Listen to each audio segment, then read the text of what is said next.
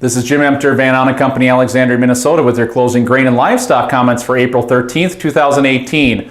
Corn market today down 2.5 to 3, beans down 4 to 6.5, Chicago wheat down 8 to 9, Minneapolis down 5 to 6 3/4, Kansas City down 11 to 11 3/4. On the week, corn market down 2 1/4, soybeans up 20.5. Chicago wheat up 1/4 cent, Minneapolis wheat up 9 3/4, Kansas City down 11 cents. So when you look to the markets here, a lot of things cast about. When you look to the USDA report this week, USDA gave us a slightly bullish bean number. Argentina down to 40 million metric tons. U.S. crop actually shrunk 5 million bushels. And the beans numbers were a bit friendly. That's why you see the market response on the weekly type of numbers that we provided here today. Corn market stuck in a bit of a rut here. Not a lot going either which way direction. The report was a little bit negative with stocks growing, but we also look outside and we see the weather circumstances as a bit of a support to the market. So corn kind of stuck in the rut, and that's reflected well as well.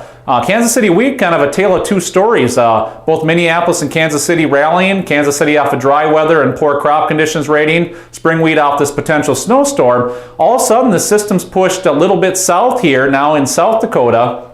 And basically, you've got to realize, we grow 6 million acres of spring wheat in North Dakota versus 1 million acres in South Dakota. So pushing this storm south actually brings greater optimism for getting the spring wheat in when we get a little warmer temperatures, which could be at the end of next week. And that's why you saw the spring wheat market fade. Also in the Kansas City wheat, the 6 to 10 day models put in a very big band of precip there for next week. And that's why you saw Kansas City fade. So what do we look for next week? I look for a bean market that continues to struggle in new crop around this 1052 to 1082 mark. Doesn't mean we can't get a little higher yet, but we do look for stiff resistance into that range, and we've seen that already. How hard it can fade is dictative off of how we do with acres. We kind of anticipate acres are going to uptick due to weather, and that May and June will bring lower prices for the soybeans. But it may take a little bit yet for us to work through this bullish wave due to strong exports that we've seen. Corn and wheat, kind of choppy tone. We'll see where the rains go, see what the delays are, and they're going to be very dictative off those weather conditions, so more of a subdued trade there.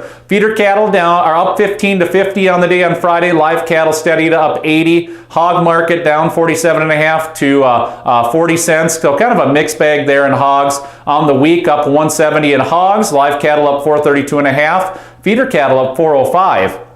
So a strong week for cattle and hogs, good exports, strong cash for the cattle, weights that are 5 pounds under last week for finished ready cattle, and just kind of some encouragement there in cattle. The hog market's retraced nearly 50%, but we've got to remember we still got good numbers around hogs. So we look for a little more subdued trade in the hog market and in the cattle market. We'll see next week, but right now looks a bit firmish to us from our vantage point. This has been Jim Emter, Van Ahn Co, Alexandria, Minnesota. Trading in futures and options involves risk of loss and is not suitable for all producers. Past performance is not indicative of future results. This is a solicitation. Have a great weekend.